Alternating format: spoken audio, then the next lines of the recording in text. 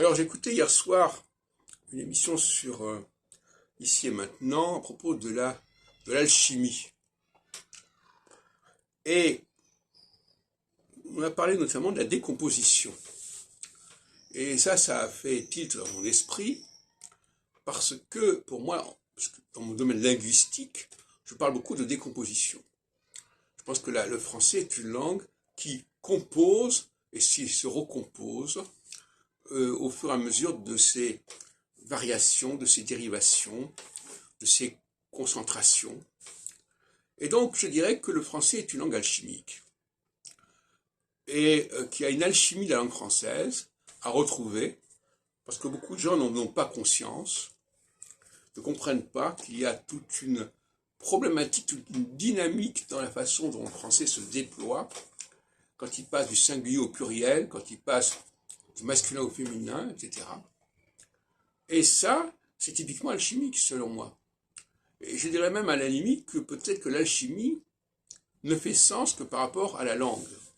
Ça va peut-être un peu loin de dire ça, mais s'il y a une présence de l'alchimie aujourd'hui, c'est dans le domaine de la langue. C'est là qu'elle a encore une place importante à jouer. C'est dans le domaine de la langue, et notamment dans le domaine de la langue française. Alors, je ne vais pas développer ici tout ce que j'ai écrit sur la structure de la langue française, sur la dynamique de la langue française, mais je voulais quand même signaler que le français, parler français, je ne dis pas parler français, c'est-à-dire pas lire le français, parce que la lecture du français c'est une catastrophe, parce que les gens n'ont plus les codes. Nous sommes tout à fait schizophréniques en plus, parce que nous parlons d'une certaine manière, et nous lisons à voix haute d'une autre manière. Et donc, les gens ne se rendent même pas compte qu'ils ne parlent pas la même langue française, qu'ils n'ont pas la même alchimie du français, selon qu'ils la parlent et selon qu'ils la lisent à haute voix.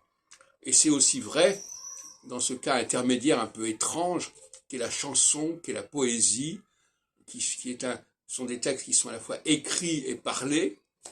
Et alors là, je ne parle même pas de la Marseillaise, qui est également un cas extraordinairement frappant de cette espèce de situation un peu de côte mal taillée, où le français est présenté d'une manière tout à fait ridicule, si on peut dire. Je voudrais quelques exemples de la Marseillaise. Allons enfants de la patrie, déjà. De la patrie. En français, on ne dit pas de la patrie, on dit enfants de la patrie. On dit le jour de gloire, on ne dit pas le jour de gloire, on dit le jour de gloire.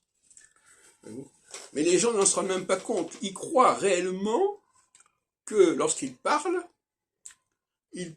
comme quand ils lisent un texte à voix haute. Mais c'est tout à fait autre chose.